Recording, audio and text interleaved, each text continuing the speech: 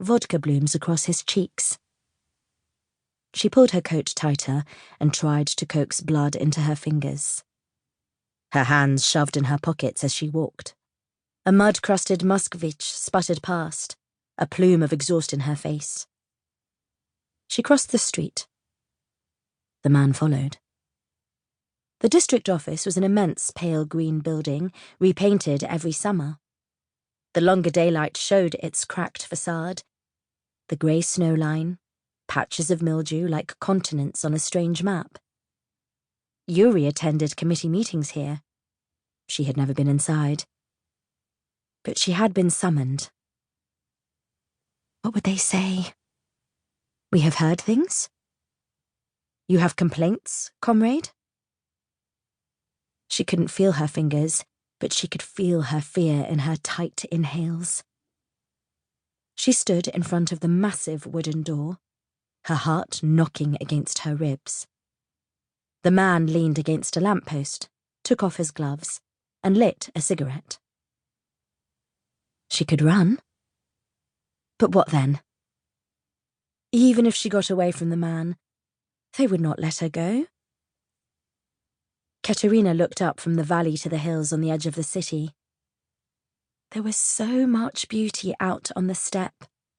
She could lose herself in the boundless tundra. Thousands of unforgiving kilometers. A place that existed long before humans, wild and brutal and empty. They wouldn't find her there. To spin and spin in all that nothingness. The man was waiting to see that she went in. She looked back at the door, and then turned and kept walking. Part 1. Norilsk, 1973. Chapter 1. Wake up, Dochka. Anya's father brushed the hair from her face. His breath was warm on her ear, and she smelled the faint, bitter herbs from his morning tea. She rolled over under the weight of 1,000 blankets, or so it felt, quilt upon quilt, to keep out the relentless chill. It was night dark. The sun would not rise today. Her father pulled the chain of the small brass lamp next to her narrow bed. You don't want to be late. Anya sat up with a start, remembering what day it was, immune suddenly to the cold. Breakfast is on the table, he said. She cartwheeled across the small bedroom they shared, her heart leaping ahead of her, and flung open the door to the amber light of the kitchen. Her skin was as pale as milk, a thin shroud over the blue lattice of her veins. Her hair, as dark and sleek as mink, hung halfway down her back, like her mother's. They will make you cut it, he had told her. The table was set with tea and bread and cheese, and in the middle of her plate, one perfect orange. Papa!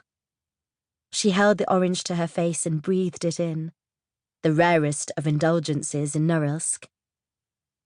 She closed her eyes and let the extravagant smell transport her, for the briefest moment, to somewhere warm and bright. A special occasion, her father said. He crossed one arm over his chest and rubbed his fiery beard with his free hand. His eyes glinted green in the lamplight. We'll celebrate tonight. She didn't ask. What if I am not chosen? It was what they had worked for. Irina's made vatrushki, he said. Irina lived on the first floor of their building. She came over sometimes and sat at the kitchen table and drank vodka with Anya's father, and they would sing komsomol songs and hug each other. Anya peeled the orange with ritualistic concentration, pulling off the white membrane string by string. She held the soft, puckered orb in all 10 fingertips, and then laid the little half-moons in a ring on her plate like petals. Norilsk was north of the Arctic Circle, 3,000 kilometers from Moscow, a Siberian town reachable